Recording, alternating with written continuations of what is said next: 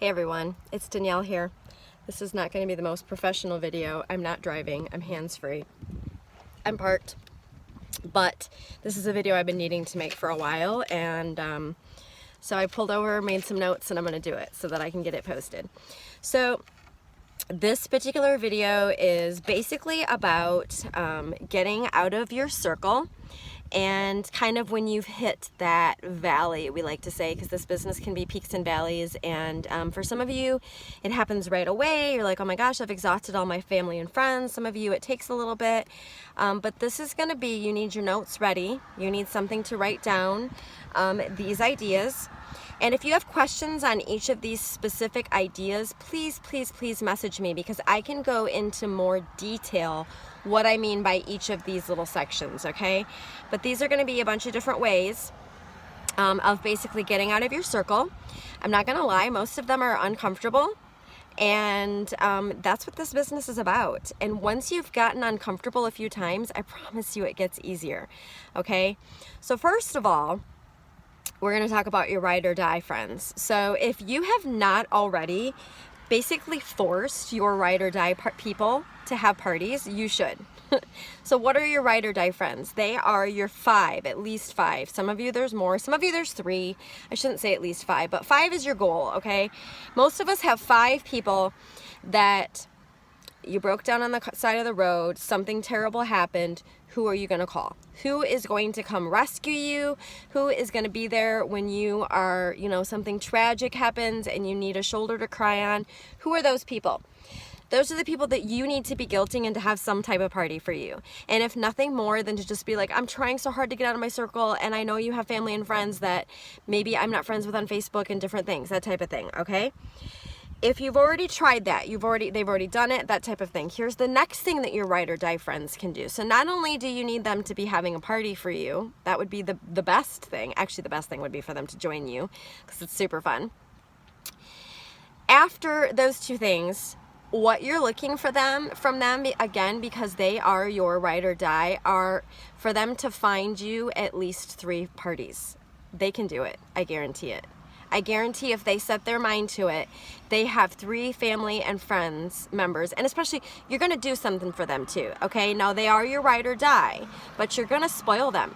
Maybe you're just going to give them 40% off Marketplace to get whatever they want, whatever that is for you. Maybe you have something in your stash. Maybe you're going to get something extra in a mystery hostess. I don't care what it is, but you're going to get them working for you, okay? So that's number 1 way to help you get out of your circle that maybe you haven't tried. Number 2 way is Facebook. Okay, I don't know how many of you tell me I don't have that many friends, and I look at your Facebook and it shows me you have 1,000 friends, 1,000 acquaintances. Now mind you, I know they're not all your ride or die, and I'm not saying spam them with some yucky party with me, but I'm saying get to know them. Make a list. Here's where that Frank's comes into place. Don't tell me you can't make a Frank's list. Make a list of 62 people. Use the scavenger hunt of people you haven't spoken with, and the first thing you're going to do is go to their Facebook profile, see what you can comment on. Start making friendships with them by starting to just comment. Then in a few days, lean in, message something nice, and how you've started a new business and you would love to see them and party with them, that type of thing, okay? So I still have to go through my Facebook. I've been in this for 5.5 years, and there are plenty of people on my Facebook right now that I have never asked for parties.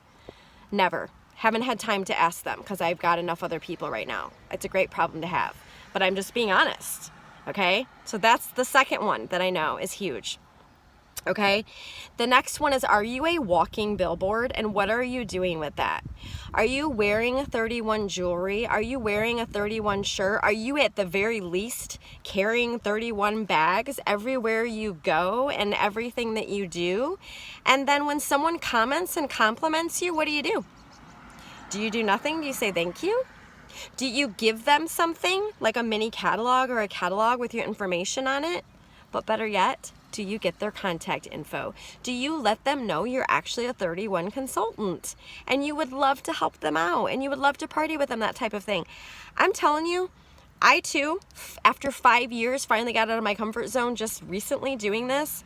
I can't even tell you the amount of parties and orders I'm getting from doing this, ladies. It's huge. It's huge. You have to. Okay, going along with that, how many of you already have to take your kids places or have things that you have to go to, right? Okay, so here's another one. We are creatures of habit, and it's very common when I go watch, for instance, my daughter's dog practice. I always sit in the same place. I plop my chair down and I sit by the same group of people. Stop it.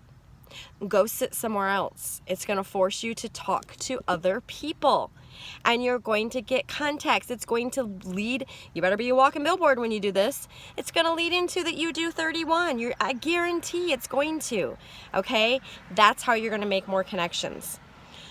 Those of you that don't have kids, or just don't have kids that maybe they're teenagers and you're not going to their things anymore, you're going to have to join things. You're going to have to figure out things you like. Okay, if you're older, you're going to have to go to a senior center, join a gym. If you love sewing, go take some sewing classes, art classes. I don't care what it is.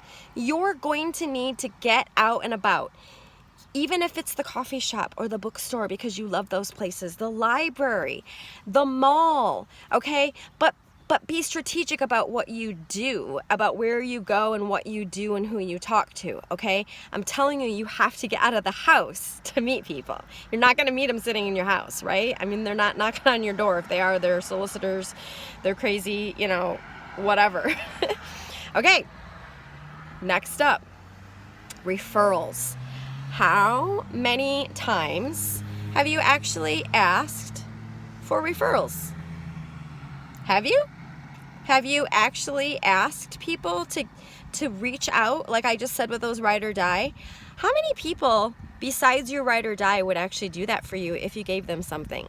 If they know that for every referral you get, you're going to give them 40% off an item? Yeah? I know I need to be doing it. You need to be putting it out there constantly what your referral process is. And I think for me, it's going to be the 40% off marketplace. I think that's what I'm going to start saying, is that for every referral you get 40% off any item you want. That's amazing. People are going to eat that up, guaranteed. Okay? Next up, business ambushes. Now, some of you might not be aware of this. I have videos on this and a whole nother thing, but what you're doing basically is you are trying to get a catalog party or a party within a business, but you're also treating it like you would an event. You're going to have event slips and some type of giveaway, preferably at that business, so you're getting more contacts on those event slips. Okay, that's the idea of that. Questions about that, please ask. Make your own event. So while we're on the idea of events, okay, find events, first of all. You need to be looking constantly. You need to be letting, again, that's the other thing you can be doing is all these people that tell you no, let them know what you're looking for. They may still want to help you. Let them know you're constantly looking for craft shows and vendor events and that type of stuff, okay? If there isn't anything in your area or they're all taken up, make your own, okay? What other direct sales companies do you know that you guys could all have one at a local coffee shop, someone's house, someone's church, somewhere? Okay, it doesn't have to be huge. There could just be 3 or 4 of you. You're each in charge of inviting at least 40 people, okay? So that you're trying to get people there. Keeping in mind, you really could care less if your 40 people want to do 31. It would be awesome. But realistically, your 40 people, you want to make sure that there's 3 other vendor events that they want to go to, okay? And that's what they all want to do. Because hopefully if you've got 3 other people there with you, boom, you just got 120 extra people. Okay, with vendor, and you're going to treat it just like an event. You're going to give away slips. Now, if you need more stuff on vendor events, again, I've got information, I've got files. Okay. Now, this brings me to the last one and probably the most important one that I personally have done. This is how I have kept this business sustainable as a full-time job. I'm here 5.5 years later with lots of contacts, constantly getting outside of my circle, never begging for a party, never hurting. Fundraisers. Fundraisers are 100% how I built my business. I have started from day one trying to find at least one fundraiser a month. Now it is a win-win because not only am I giving back, at this point in 5.5 years, I've given back over $17,000 to different things. I've done everything from mission trips, cancer walks, dance teams, sports teams, people who have lost their house in a fire, medical bills, you name it, okay? I've been able to give that back. I've also been able to be the hostess for all of those parties. That's how Danielle has so much stuff, okay? I always have one of everything in the catalog. But more importantly, I treat them also like vendor events. If I try my hardest for them to hold a party, for them to take packets like they would at school, and for me to physically be somewhere like an event with a giveaway, with them filling out those slips, and I get contacts galore. I get them in my Facebook customer group after I contact them, and I continue to party with them and get them to join my team, okay? It's as easy as that, okay? And what do I do to get these fundraisers? Everyone knows. I watch Facebook. I pay attention to whose kids are in what sports and what activities. I find out if I could get if their whole club or their team would do it. If not, I say, would you personally like to? I know hockey expenses are really expensive. You could just do your own fundraiser. Instead of having a party, we would flip it. You would get the money. I get the hostess benefits, that type of thing. Okay? I'm constantly looking and asking for fundraisers. My customers know. I talk about them at parties, I talk about them in my customer group, I talk about it all the time. And that personally, I'm not saying it's the only way, but that is my number one way. My number two, it's also probably vendor events. I've always looked for vendor events. Okay, but all of these things I've done, all of these things work. I'm trying to give you lots of areas. And as you can see, as I mentioned, a lot of them are uncomfortable. It's getting out there, putting yourself out there. But I tell you what, we have success stories on our team page, person after person posting, who are like, oh my gosh, I finally did it, and they're so excited. It works. You have to believe in yourself. At the end of the day, that is it. That is what this job is believing in you, believing you can do it, accepting that they may say no. Who cares? Who cares if they say no? Did they just say no? I'd rather go shoot myself. No, I think instead I'm going to kill your dog. Okay, these are all a little irrational, right? But that's the point. We are making it like it's that scary in our head, like the word no is that big of a deal, and it's not. Bring it down a notch. Relax. Realize how it's not that big of a deal if they say no, and go for it. Make it happen. All right, I hope these tips helped. Bye, guys.